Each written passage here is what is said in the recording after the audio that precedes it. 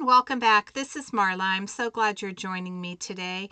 Many of you struggle with watercoloring or just simply getting color down on your die cut images or stamped images. Today we're going to do a process that will show you how to create this soft romantic vintage style card. We're going to be using from CottageCutz the Spring Potted Flowers with Bird.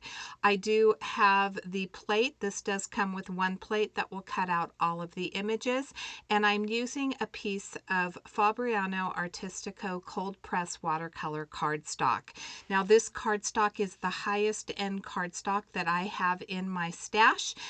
One of the features of the cardstock that I like is that it will absorb a lot of water, and I am going to be using a ton of water in this process. I'm using my distress inks. You could use spray stains. You could use other, if you have Catherine Pooler inks, any dye inks that are water reactive are going to work perfectly with this. I want to get a layer of color down, so I started with antique linen. I spritzed my pot and then I spritzed my bird with water. I added water to the antique linen that I pressed onto my glass mat, and then I just basically smushed that pot and the head and tail of the bird into that ink. The next color that I used was tea dye. You'll notice on the bird I'm being very selective. I am not coloring the body, so I'm using my fingers for this process. Instead of laying the entire die cut in this ink, I will use my finger to press areas that I want to collect that ink in. One of the most important things when you are doing this method of smooshing, if you want to layer the colors, you need to dry in between each of the applications. This is frayed burlap that I added to what will be kind of like the top of the bird's head, so there are a few different layers to this. Now I wanted that ink to move just a little bit more, and in order to get that to move, I did spritz it with some more water. So even though I dried it, if I spritz it with water before adding additional color, that ink that has been saturated into the paper and dried, that will continue to move. This is one of the easiest ways to really have control over the colors that you're adding. Typically, if I were laying my whole panel down and creating a background, I would break that color up with my finger, but because I'm being selective with the placement of the ink, I really don't need to do that. This pot is not going to be used. What ends up happening is that it ends up kind of, what's the word I'm looking for? It blends in with the bird too much, and so I am going to create a different pot for my final card, but I did want to leave the process in because I will use it on another project later on, but I think that it was still valuable to share how I did the coloring, because this right here is salvage patina, and in just a few moments I am going to add some salvage patina to it to give it that patina feel. Now these are the leaves, and I'm putting most of the salvage patina on the entire leaf. I will add a couple more colors to get a little bit more depth, dimension, and variation, but for the beginning I did want that salvage patina to be the base color for the leaves. You might be wondering why I'm keeping my hand there, and that's because these are such tiny pieces. Typically what I would use is my reverse tweezers and hold each piece up, because the air is going to flow through the paper when it's not laying down on the glass mat. But because I'm drawing so many pieces together, I just wanted to put my hand in place to make sure that they didn't blow all over my desk and I lose them. So here's where I'm adding that patina color. You see that I do have that buildup of the tea dye, the antique linen, a little bit of the frayed burlap. You can also see next to the bird, I'm going to add a little bit more of the tea dye and then a little bit more of the salvage patina. But you'll see when I finish with this that it just you know, it just blends too much with my bird, and so I end up setting it aside, and I'll use it for another project. It's not that I don't like it, it's just that I don't like it for this project, and that's okay. Next, we're going to add that second color to our leaves. Now I have peeled paint for this. And this time I'm trying to be just a little bit more selective with where I'm placing those leaves. So I am using my reverse tweeze. I'm trying to keep that green to one side of the leaf, still allowing that beautiful salvage patina to show through. Using lots of water with this, you'll see that later on when I start coloring the chest of the bird with this peeled paint, that I will spritz it. I will not spritz it with water on one of the applications, and I get more of a molted look. So the look does change. The water does help the ink to flow, and if you want more of a concentrated color, then you would not spritz the bird with that water. Here for the first application, I used the water, spritzing the bird and adding that ink. Now it's dry, and you'll see that it's much more concentrated. See that? And it's just not moving. I'm going to add a little bit more, I believe, of the tea dye to the top of the head, because I did get too much of that peeled paint there. And again, this is that selective smushing. And then I want that peeled paint to move, and you saw that by adding that spritz of water that I was able to get more of a movement, and I was able to get that ink to flow. Moving on to our flowers, I thought I wanted to go with the blue, and so I started with the muted speckled egg, which is a very light blue. And I'm just tapping these flowers into that ink, and then I'm going to add a little bit of the prized ribbon, trying to give it a little bit more of a pop of color. But what I do find is that it still isn't quite it's still not quite as intense. It's not popping off like I really want it to. It's still blending in with the leaves. And so I do end up bringing in, I believe it's Dusty Concord, which is a purple. And you're going to see how it really transforms these flowers. These flowers are just going to be absolutely gorgeous with this 3-color combination. Now, because I did use the Dusty Concord, it breaks one of my rules. One of my rules for card making is I like to incorporate the color at least twice in my composition, but I didn't end up doing that. I ended up creating a background, which I forgot to film. And so I'm going to create a second background for you to just show you the process on how I did create the beautiful romantic background. And this is going to be with stamps. So I wanted to show you a little bit of the ink smushing with die cuts. And then I'm going to go on and show you how to create a beautiful background using stamps, the distress inks, and water. So here we're doing that tapping. I'm going to put all of these pieces together off camera. So I will build the bird and I'll build the flowers off camera. This is crushed olive. I'm going to add it to not only the centers of these flowers, but I'm also going to add it. This is the 3rd color that I'm going to add to my leaves. I'm trying to keep it in the same area where I used that peeled paint, so it just gives a little bit more depth of color.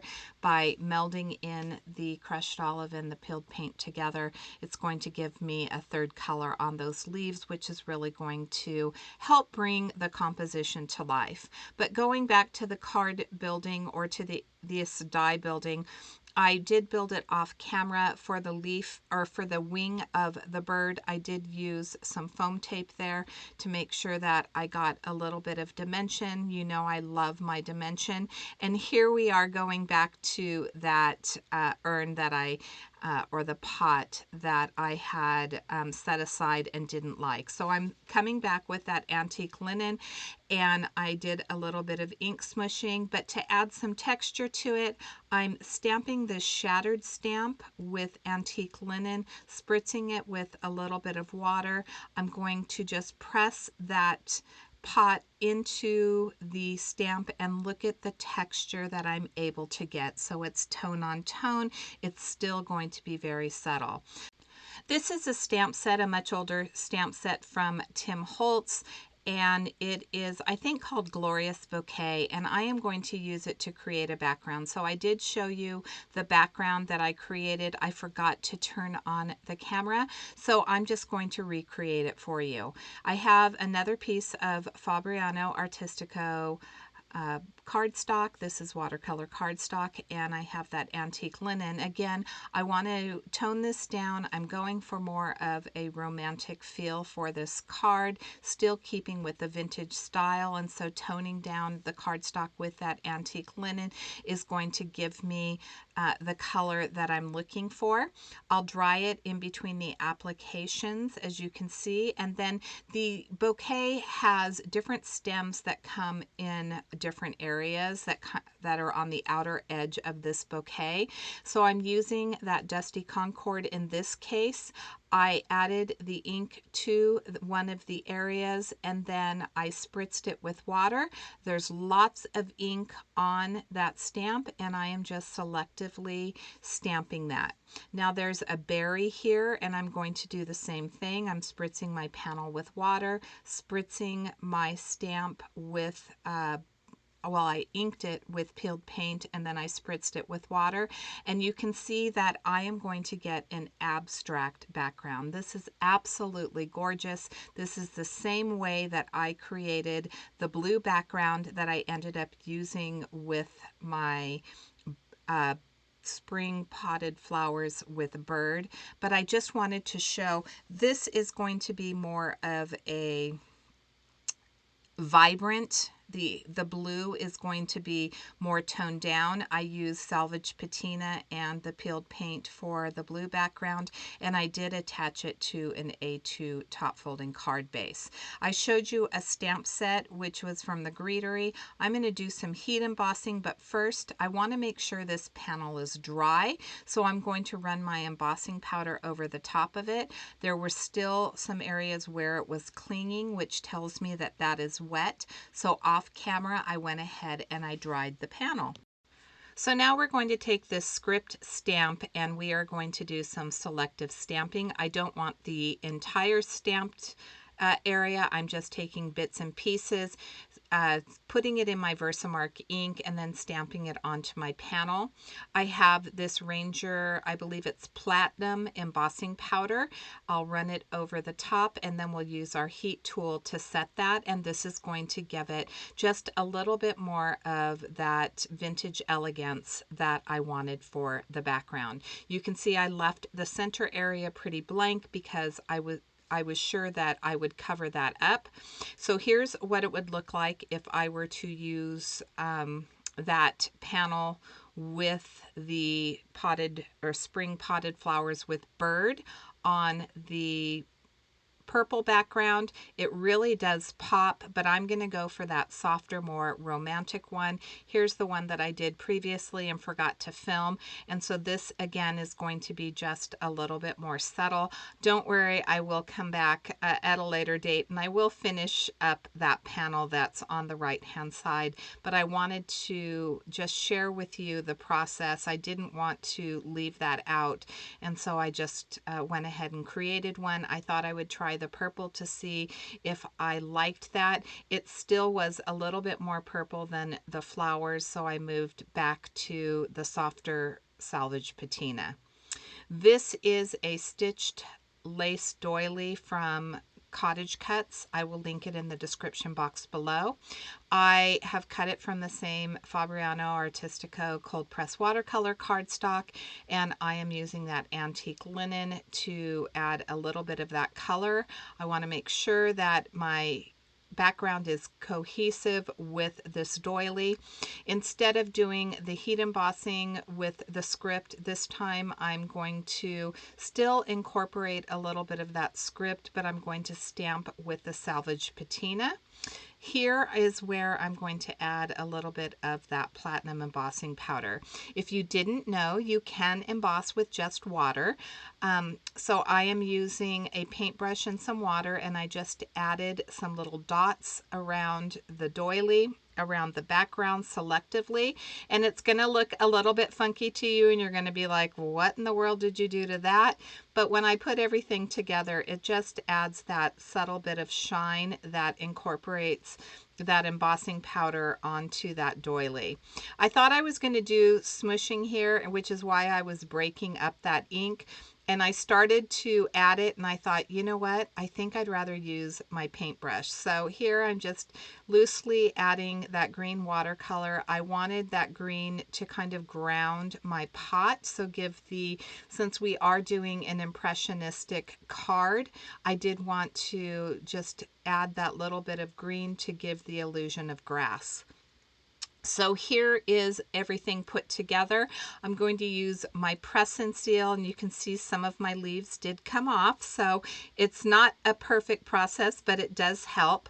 And here I noticed when I had my bird on there that there was an area that you really couldn't see the script, and it was a little bit bare. So I'm just going to add that to that area.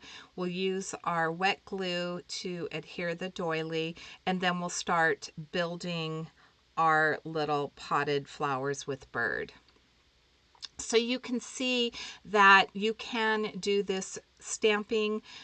You can use this water technique with stamping. It's kind of similar to ink smushing, so all you're doing is just adding the ink to the stamp, spritzing it with water, spritzing your paper with water, and adding the stamping where you want it. You don't have to add the whole image, just parts of it. And then also doing that ink smushing on your die cuts. And this is such an easy process. It really isn't that hard. You do it 1 or 2 times, and then you pretty much can master this. Selectively using your reverse tweezers to put your images in the ink where you want them allows you a little bit more control than if you are coloring directly onto the images, or if you're using spray stains and you're spraying directly onto the images. You just have a little bit more control with this method. Now I added the pot, as you could see, and I added a piece of foam tape behind one of the flowers. One of the flowers has kind of like a V that's an open area, and I wanted the other flower to tuck underneath. So I'm going to go ahead and switch these 2 flowers because I prefer it with that V tucked in underneath, not really showing. And so I just easily picked them up, and I'll just arrange those down. And then I mentioned for the bird, I did add some foam adhesive to the wings, and for the leaf, the large leaf that is behind the bird, I also added a little bit of foam tape to that. So we're going to get this glued down, and then I'm going to start tucking the leaves. Now the back side of the bird underneath his tail feather was a little bit bare, so I'm going to tuck one of the leaves in that area. The curved leaf, I'm going to add it to the left-hand side with a little bit of foam tape, giving it a little bit more dimension. And then I'll tuck the other 2 pieces in, and that will complete my card for today. So I hope that this gave you some encouragement to give this a try. This is such an easy technique, as I mentioned, once you do it once or twice. And you know, if you have water reactive inks, I know the Catherine Pooler inks work beautifully for this.